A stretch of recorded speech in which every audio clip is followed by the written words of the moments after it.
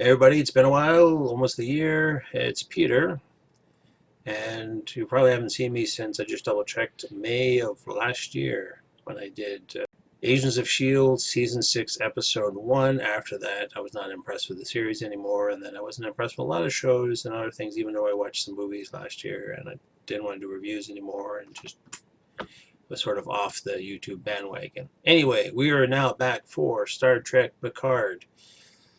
Episode 1, Season 1, Remembrance. Seen probably a lot of the clips in the trailers, that sort of thing. I'm going to talk a bit about it. I may spoil it a little bit. If I do try to spoil, I will warn you ahead of time. And let's just jump into it. So, and I saw a lot of people too also jumped on the bandwagon like right away as soon as it showed up on CBS All Access. We don't have it up in Canada. We do have our new CTV Sci-Fi channel, which replaced the Space Channel. Luckily, I have a free preview going on right now through my ISP. We've got Patrick Stewart coming back, who's getting up there. I heard he's going to be 80 soon. The episode is basically about where has he been all this time. There has been some time passed, about 20 years since I believe they're carrying on from Nemesis. Things like, we were finally, instead of doing, like Disco, we're doing a show going backwards, or Enterprise, a show, back in time. We're not going forward in time. Why didn't we make a series in the future, which has been my argument. Picard is now hanging out, as if we've seen in the episode of Family, about Picard's family. Picard has a vineyard that his brother was taken care of, and he was taking some time off to recover from his PTSD. He is now, we don't know how long, but since he retired from Starfleet years ago, that's where he's hanging out. Touch on everything from there's a lot of exposition going on. I think we find out that from Star Trek '09, the movie, where Romulan blew up, and then we ended up with the Kelvin timeline. Well, this is taking place before that. So the supernova did happen in this timeline. Picard did start a rescue effort. Supposedly it was met with people not liking it. Oh, we're dealing with the Romulans. We don't like the Romulans. Romulans are our enemy. Why should we save them? Well, they're not Romulans. They are, life forms. We have to save life forms. That's what Starfleet does. And we also see that on his vineyard, he has a dog. I saw somebody on Facebook said, why does he have a dog? And why does he have a pit bull? It doesn't make sense. Well, I just caught an interview of him the other day. He wanted to bring in a dog, and he wants to promote pit bulls. Apparently, that's one of his favorite animals. They got a bad rap. So I said, hey, why don't we have a pit bull for Picard? Okay, and we'll call him number 1. Not sure who all else is working on the vineyard. We do see that there are a couple of Romulans. These two people are of the group that he rescued from Romulus blowing up. We also find out later on that people weren't happy with that. They didn't want to spend the money, and we're talking about spending money, and how many times in Star Trek we heard money is not an issue anymore. We just do things. We try to better ourselves. That was actually even in, Star Trek First Contact. How much did it cost to build this ship? Well, we just build it. We don't have monetary issues anymore. Picard is actually in the episode does open up. Okay, I never get into spoilers, but the episode does open up with him having a dream. You'll find out later it's a dream of talking with Data with some CG makeup on, because obviously, if you've seen Picard or Patrick Stewart, he's like really wrinkly now, and so is Brent Spiner. So again, we have to CG the face. Playing poker with him, and then there's a flashback. During this dream sequence, you also see it's a shout out to the Children of Mars, which is one of the short treks. That's with Disco. I watched that one. I wasn't keen on that. I actually wanted to maybe talk about some of the short treks. Maybe now I'm back. That episode I didn't like either, just the way the two kids were in that episode. Again, why are we showing 20th century mentality in the 24th century? Why are we adhering to Roddenberry? Yes, I know I saw chaos on the bridge, and you need conflict to move a story along. Everything can't just always be happy, shiny all the time. Some of the other things I wasn't too keen on this. I mean, I didn't mind the episode, but again, it's another not bad, not great. There were some costuming things that were bothering me, but costuming things were bothering me, like why are we wearing suit and ties in the 24th century? I know we don't want to go back to the big belts and the vests that we wore in TNG, but again, it's like we're trying to still hold on to 21st, 20th century wardrobe in the far future. again, why? Picard is just trying to live his life after all these disasters and things he's tried to do. You find out later that he left Starfleet because he didn't agree with their ideals anymore. Their ideals have changed. So he said, that's it, I'm out of here, which comes up in a TV interview. And then the girl that we see in question, her name we find out is, I don't know how you say it, but it's Dahj, and I think they say Daj. And she comes finding Picard. There's a lead up to how this all happens. There's bad guys involved. We don't know who are the bad guys are until later on. If you have seen the trailers, you've seen that big fight scene.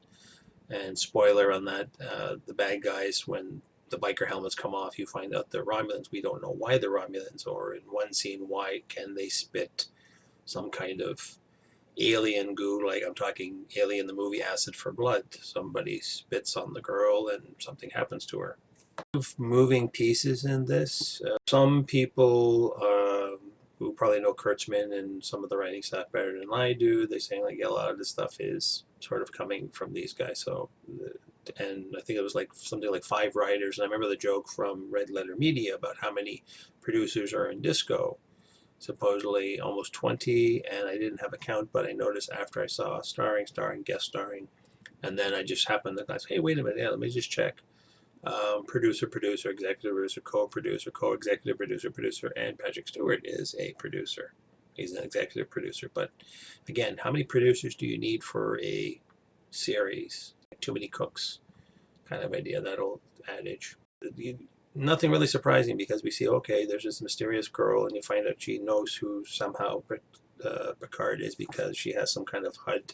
So you're assuming, okay, she's seeing things a la, Tony Stark, like, bonk, this thing pops up in front of her, and it's a picture of Jean-Luc Picard. Okay, well, it's not a memory like how we just, in our mind's eye, see something. This is like an actual display in her mind's eye. So, okay, she's not a human being. Why is she being attacked? Why are people running after her? She doesn't realize until her first attack, which we don't see in the trailers, but yeah, she has jumped in her apartment. And then she said, I have to get out of here. And then everything triggers, and one of the bad guys actually said, oh no, she's activated. And then she starts getting all ninja warrior kind of thing, and kicking ass and taking names.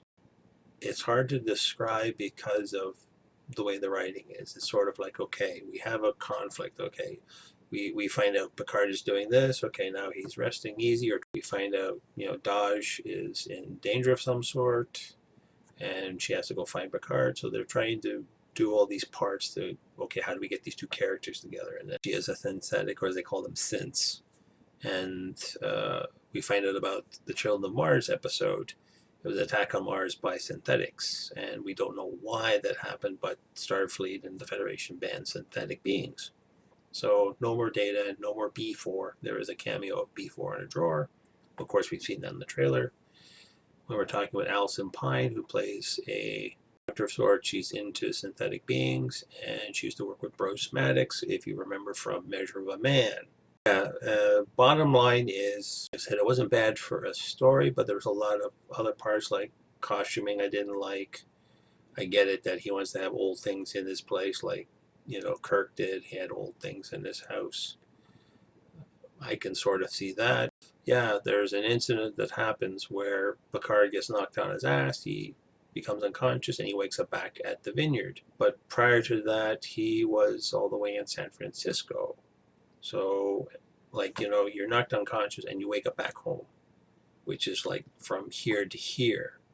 Sure, there's going to be transporters and stuff like that, and there was a comment about the police didn't know what happened. Well, wouldn't he be, one, if he was knocked unconscious or hurt in some way, wouldn't he be rushed to a hospital or Starfleet Medical or a local sick bay of some sort?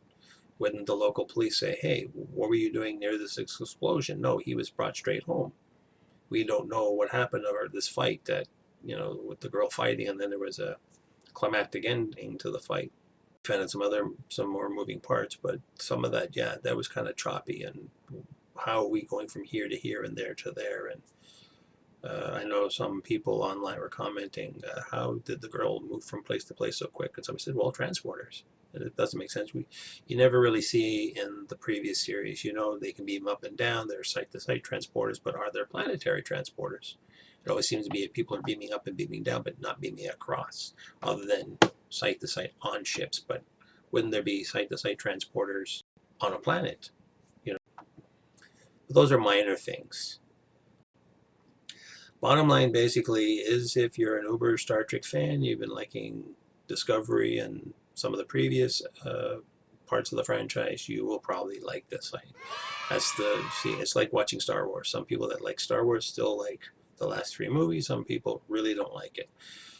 And same with the new Star Trek Picard. I stumbled on a few reviews, and some people are like, oh, this is really good. I really liked it, and this like that. And then of course you got the people like all their names, Neurotica, and all the folks of Midnight's Edge and sort of that crew. I think they are referred to as the fandom menace. Most of those guys are like, whatever, we don't like it right away. Doomcock, all these guys. And then there's some people like, I forget his name. I will maybe post a link to his page. He is sort of on the fence on this one, so he didn't mind it so much. On Chandler, he liked it. Normally he and his sister, who's been around since Star Trek Disco season 1, they didn't do season 2, but they were kind of like, yeah, we really don't like it. It's not the Star Trek we grew up on. I'm sort of in the same boat, but I'm not dismissing it because this is a pilot.